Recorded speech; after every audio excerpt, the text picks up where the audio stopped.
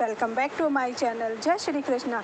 जब भीम ने महाभारत युद्ध में अपनी प्रतिज्ञा पूरी की और दुर्योधन की जांघ तोड़ ली, जब दुर्योधन मरना आसन कुरुक्षेत्र भूमि पर अपनी आखिरी सांसें गिन रहा था, तब उसे याद आ रहा था कि मैंने विदुर की सलाह मान ली होती तो शायद ये विपत्ति टल जाती। दुर्योधन की पराजय का समाचार सुनकर अश्वत्थामा, कृपाचार्य, कृतवर्मा अपने तेज घोड़ों से खींचे जाने वाले रथों पर सवार होकर उस स्थान पर पहुंचे। हे राजन, उन्होंने आपके पुत्र को भूमि पर लेटे हुए देखा। उसकी जांघें टूट गई थी और उसके घावों से रक्त बह रहा था। दुर्योधन की आंखों में आंसू भरे हुए थे। वह भारी सांस लेता हुआ दुखमय स्थिति में बोल विलाप किया।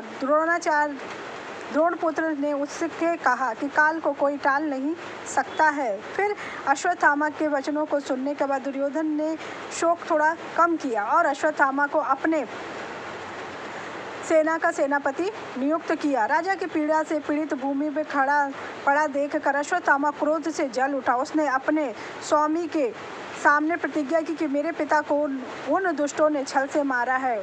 इससे मुझे उतना क्रोध नहीं आ रहा है जितना तुझे इस पीड़ा की स्थिति में देखकर आ रहा है। हे राजन, मेरी प्रतिज्ञा सुन। मैं सत्य की शपथ लेता हूँ, अपने सभी धर्म कर्मों को, अपने सभी दान, अपने धर्म और अपने द्वारा अर्पित धार्मिक गुणों की शपथ लेता हूँ कि मैं आज कृष्ण की उपस्थिति में उस सेना में बचे हुए सभी सैनिकों को मार डालूंगा। यह शपथ सुनकर दुर्योधन ने कृपाचार्य अश्वत्थामा को सेनापति बनाने के लिए जल का घड़ा लाने का आदेश दिया और उसे अपना सेनापति नियुक्त कर लिया। भूमि में अंधेरा छा गया। तब अभिभूत द्रोणाचार्य और कृतवर्मा नंगे जमीन पर लेट गए, लेकिन अश्वत्थामा सो नहीं सका। वह जागता रहा और युद्ध भूमि में हुए अन्याय को याद करता रहा। उसका शरीर दुख और क्रोध से जल रहा था। जब वह अपनी कार्य योजनाओं के बारे में सोच रहा था तो उसने देखा कि बरगद का पेड़ रात के समय कौरवों का आश्रय स्थान था। जब वह पेड़ की शाखाओं पर सो रहा था तो असंख्य कौओं को देख रहा था। तो अचानक पेड़ पर एक उल्लू प्रकट हुआ और सोते हुए कौओं को मारना शुरू कर दिया। उल्लू ने कुछ के सिर काट दिया और दूसरों के पंख निकाल लिए। तब उसने सोचा कि मैं भी यही काम करूँगा।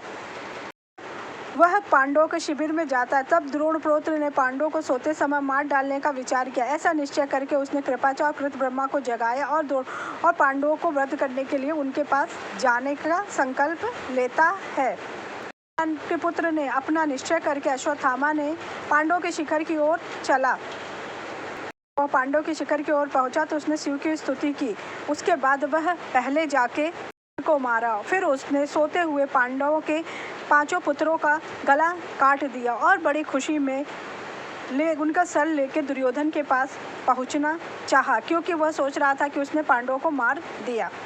सेना के संहार के बाद अश्वत्थामा ने दुर्योधन को यह शुभ समाचार सुनाना चाहा। उसने पांडवों के पुत्रों के सिर काट लिया और उन्हें पुकारने के रूप में अपने स्वामी के पास ले गया। कृपाचार्य और कृतवर्मा ने भी दुर्योधन के पास गया। जब दुर्योधन ने कहा कि तुम मुझे भीम का सिर लाओ, मैं उसे अपने हाथ से कुचलना चाहता हूँ, तब उसने जैसे ही भीम के सर को तोड़ा तो उसे समझ में आ गया क्योंकि ये भीम का सर नहीं है, भीम के पुत्रों का सर है। तब उसने बड़ी उल्लाहना देते हुए दुर्योधन ने उप पांडवों को अपने जीवित रहता चाहता था, क्योंकि वह उनके लिए तर्पण करते। अश्वत्थामा ने पांडवों के उप पांडवों को मारने का कार्य दुर्योधन को प्रसन्न करने के लिए दुर्योधन को यह कार्य पसंद नहीं आया और अश्वत्थामा के इस कार्य से क्रोधित हो गया। तब उसने कहा मरते समय कि अश्वत्थामा, मुझे पांडवों ने नहीं, तुमने मुझे मारा, क्योंकि आज तुमने मेरे पूरे समूचे राजवंश का नाश कर दिया। अब मुझे तर्पण देने वाला कोई नहीं है। मुझे भीम ने नहीं, अश्वत्थामा तुमने मुझे मारा है। अगर तुम इन बालकों को नहीं मारते तो हमारा वंश जीवित रहता। अगर आपको मेरी जानकारी अच्छी लगी हो तो मेरे चैनल को लाइक कीजिए, सब्सक्राइब कीजिए, शेयर कीजिए। Thank you so much.